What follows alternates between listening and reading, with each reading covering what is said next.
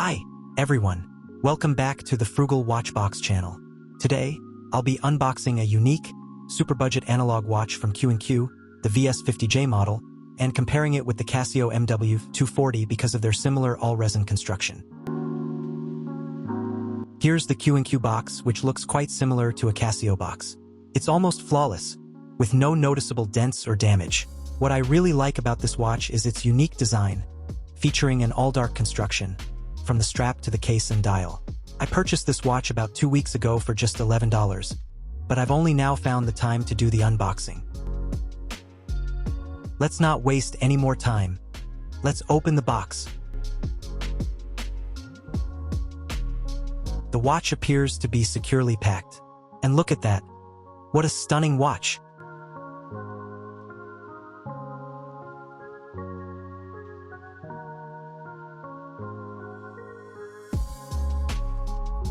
Let's take it out of the cardboard holder. Interestingly, there's no documentation included with this analog watch, which is pretty standard for Q&Q. Only their digital watches typically come with user manuals. However, we do have the warranty certificate provided by the dealer.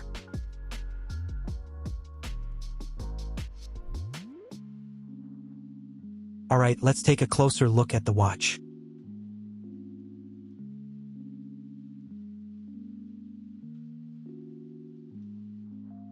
First, we'll remove it from the holder. There we go. Let's set this aside for now. Next, let's take off the watch tag. But before that, here's the full model number, VS50J017Y. Beneath that, you'll find the Q&Q logo and the 10-bar water resist marking. Alright, now that's done. Next, we'll peel off the protective glass sticker. Let's carefully remove it. And wow, take a look at that. The color isn't entirely black. It's more of a grayish black, which adds a nice touch of character to the watch. Before we proceed, let's do a quick wrist check. I'm currently wearing the Casio G-Shock DW5600E, complete with a Red Bull bar. Now, let's take a closer look around the Q&Q watch.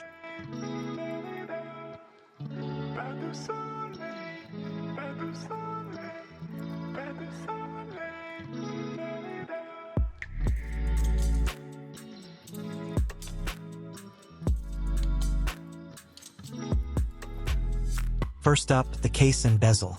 As expected, the entire construction is resin from the strap to the case. According to Q&Q's website, the glass is made of acrylic. The medium-sized steel crown stands out nicely against the all-dark construction of the case, creating a subtle yet appealing contrast. The overall style is classic and seems well-built, robust, with a quality level comparable to Casio.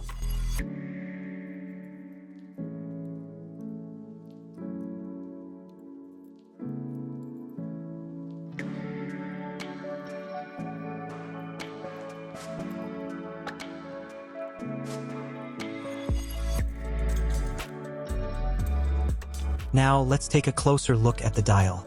My camera is struggling a bit to capture this dark watch properly.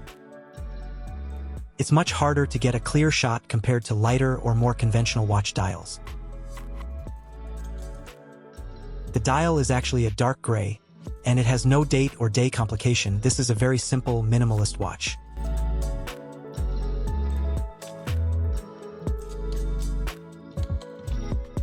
Let's compare it to the green dial, military-style Casio MW240, which I bought a few months ago for $13. Of course, the two watches differ in size. This Q&Q is smaller, while the Casio is larger. Even though their designs and dimensions are different, they share similarities, particularly in their all-resin construction. The most significant difference between the two is water resistance. This Q&Q has a 10-bar rating, meaning it's water-resistant up to 100 meters, while the Casio is rated for just 50 meters.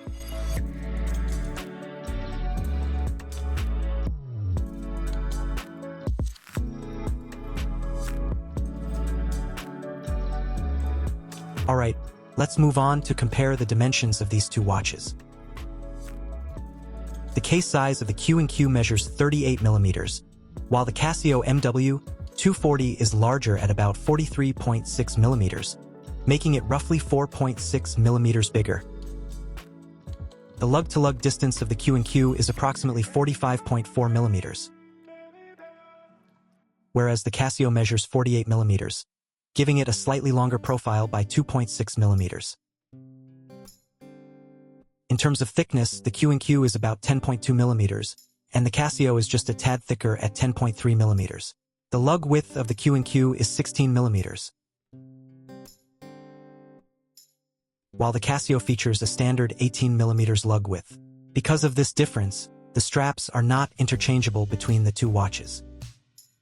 When it comes to weight, the Q&Q is very light at around 26 grams, whereas the Casio weighs about 35 grams, making it noticeably heavier. Now, let's talk about the dials on both watches. The Q&Q's grayish dark dial is intriguing but challenging to read unless it's in a brightly lit environment. On the outer dial, there are bar-like hour and minute markers. The hour markers are bold, while the minute markers are thin. Both are gray in color, blending subtly into the dial's overall theme.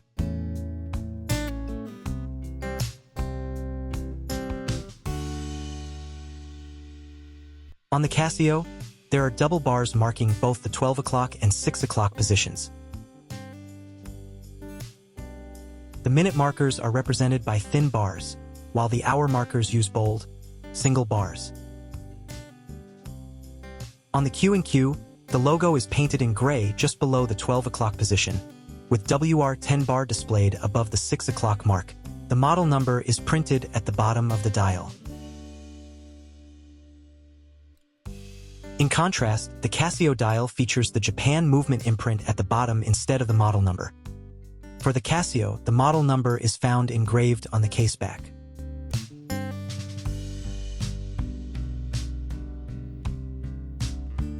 Next, let's examine the hour, minute, and second hands.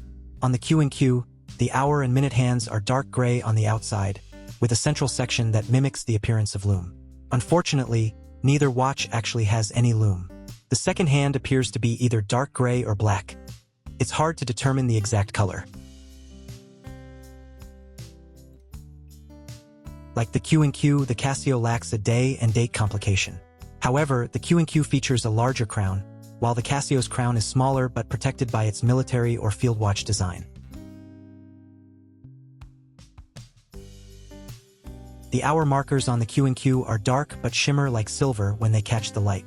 There's also a distinctive double bar at the 12 o'clock position.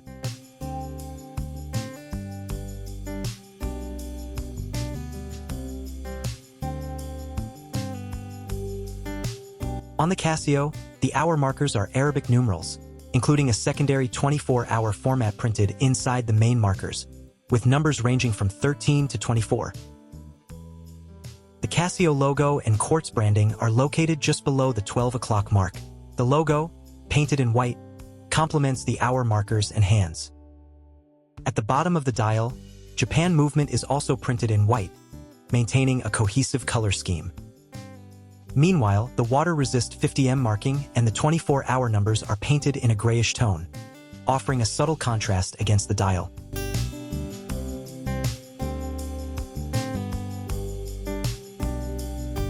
Both watches are simple and practical in design. The Casio's hour hand is broad and sword-shaped, while the minute hand is thinner but still distinct. The second hand is needle-like, long, and slim. All three hands are painted white, with the bases of the hour and minute hands in black for added depth. The most significant difference between the two watches remains the water resistance rating. The Q&Q offers 10 bar or 100 meters, while the Casio is limited to 50 meters. The Q&Q leans more toward being a fashion watch.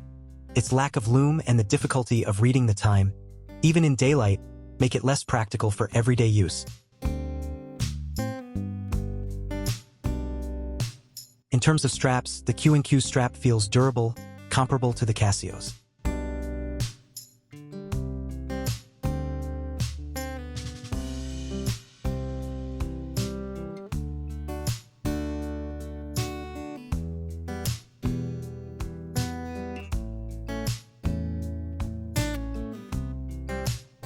The retainer also feels strong and reliable.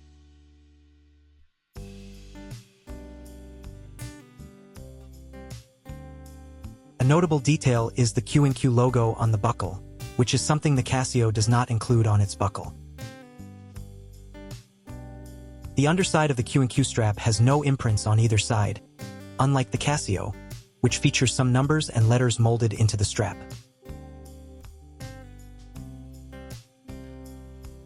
The case back of the Q&Q is straightforward. It includes the Q&Q logo, a sailing boat emblem in the center, the 10-bar water resistance marking, and other basic details.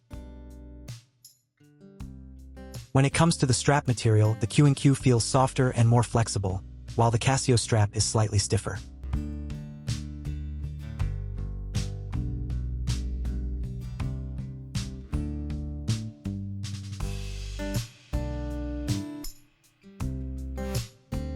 On the wrist, the Q&Q's 38mm case fits perfectly on my small 6.5-inch wrist, offering a comfortable and unobtrusive wear.